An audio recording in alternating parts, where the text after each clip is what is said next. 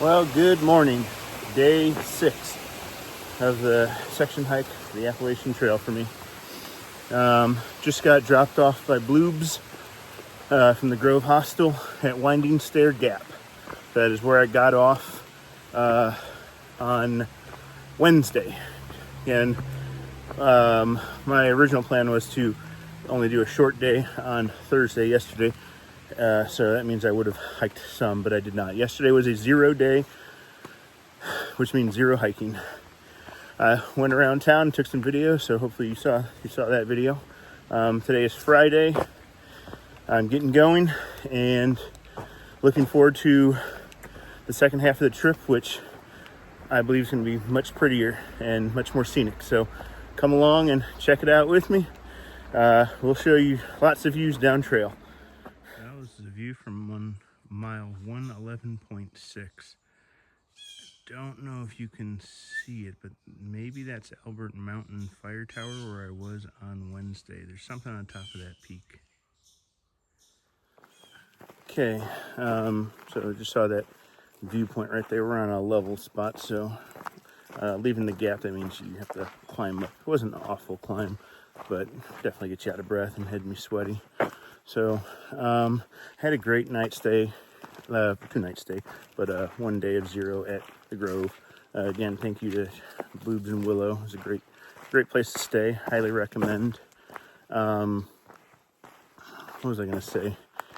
I didn't close out how I wanted to on Wednesday.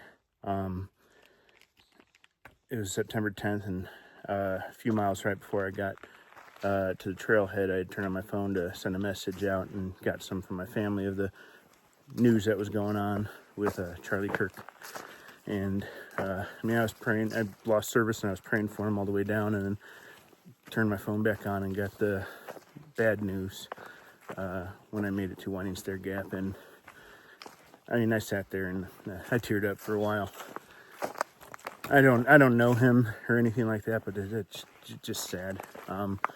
But luckily this morning when we stopped to get breakfast, we stopped at a bagel place. They had the news on, and they had, from what I understand now, I don't obviously lost signal and everything, but looks like they got the person. So hopefully that can bring some comfort to his family and young kids.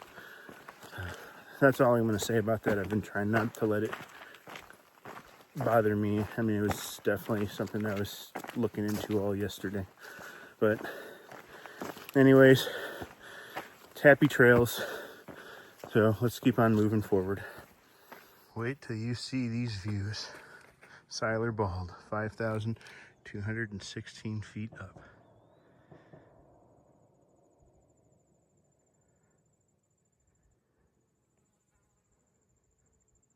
And I also go back and then turn it around because we're on top of Bald. This is what I should see a couple of.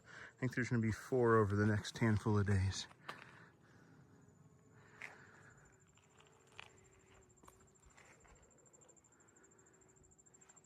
Absolutely stunning. I'll get that camera turned around, and this is a little bit off trail. Like, I dropped my pack so I don't have it on me and walked up here for probably about, it goes up and up and up for probably about 6-7 minutes. It's definitely worth it. It's a little cloudier than I would like, but you can still see what's going on. So I'm happy. Like, this is the part of the second half of the trail as I was excited for, to get these views.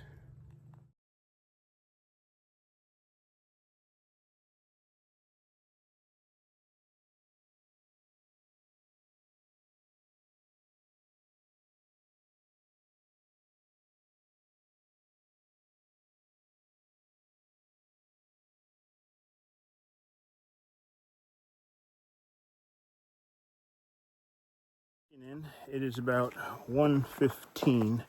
I'm on an uphill right now, working my way to, I think it's a Wyabald observation tower. It's 2.5 miles away. I just ran into Tim, Robert, and Jay, and just talked with them, took pictures. I'll insert one here right after this clip. But I'm gonna go moved ahead of them. I saw them as I was around the corner. I'm like, man, you guys really do move like molasses. Just teasing around with them. They're nice, good, friendly guys. And so they have one more day. They're gonna pull up for the day here in about a mile, and then they end in the morning. So yeah, it was nice meeting them. It was nice meeting you guys. A pleasure talking and hanging out. Thanks for the pizza advice in Franklin. It was delicious. Yeah.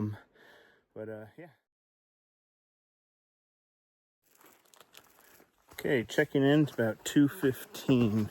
I just stopped and had like a minor lunch. Like, it's been weird today, maybe because I ate breakfast a little bit later, or it was more filling. I don't know, but anyway, stopped, had just a little breakfast or a little lunch for about 15 minutes, right where the Florida boys were camping. So I said goodbye to them. They're setting up camp. They're done for the day because they're gonna head up to the Wyabald, where I'm going now, about a mile and a half away, and they want to get up there for sunrise. I would have stayed with them, but mileage-wise, tomorrow I have like 16. Tomorrow is I think one of my biggest days, and it's a steep descent into the NOC. So I'm gonna put the phone away. Just wanted to check in, let you know how things are going, and when we get to the top of Wyabald or Western Bald, I can't remember, one of the balls, I will pull out and take some videos. There. All right, let's head north. Checking in, you can see it's sunny, so I must be getting close to the top. But I'm a little out of breath because it was uphill, but then I decided to run a little bit, or move faster, because I heard a plane, and I saw a military one about half an hour ago through the trees, and I got to a little opening, so I saw this plane come through. Oh my God, that's beautiful. We'll check in when we get to the front, or to the top. Not going to be right overhead this time, though. The view from Waya Tower, mile 119.7. Wow.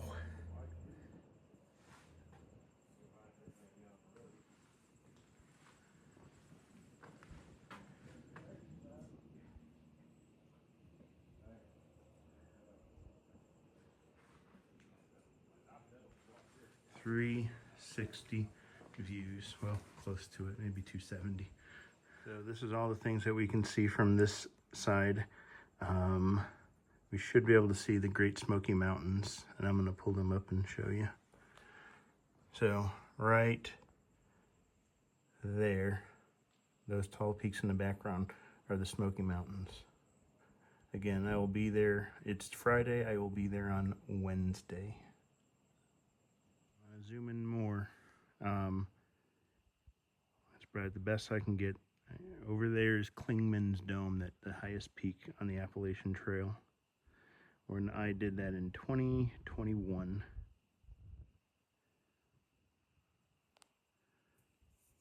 Goodness, this is gorgeous. I'm glad. I'm going to spend Chihuahua Bald.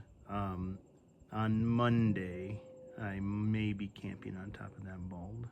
At least it's planned. One last video.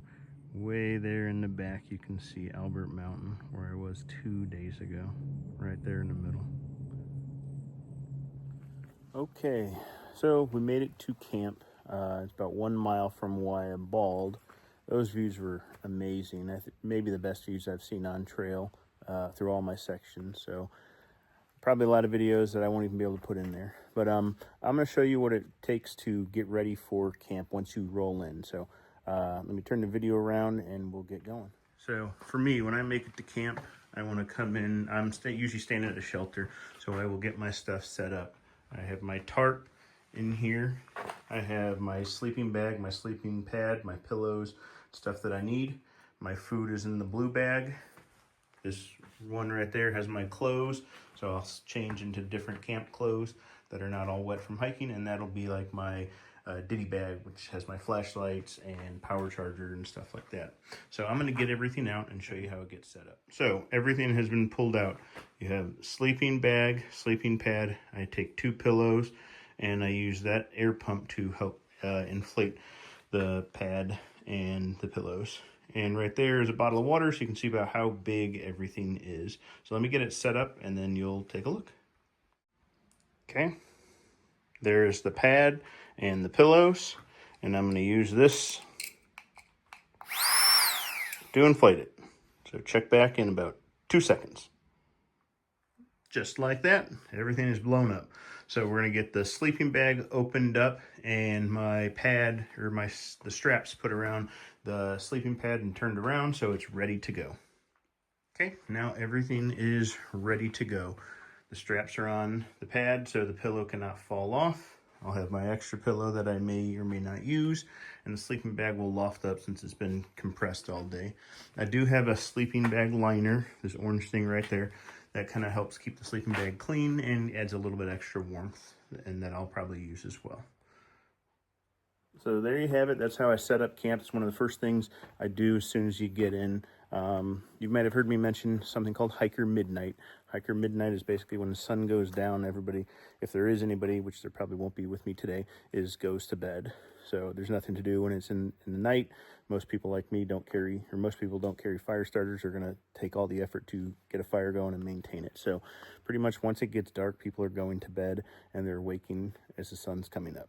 So we still got a little bit, about 2 hours maybe till hiker midnight. So I'm gonna get dinner ready. You've already seen how I cook it. I forgot what I'm having today, but maybe I'll take a picture and put it in at the end. All right. Thank you again for watching.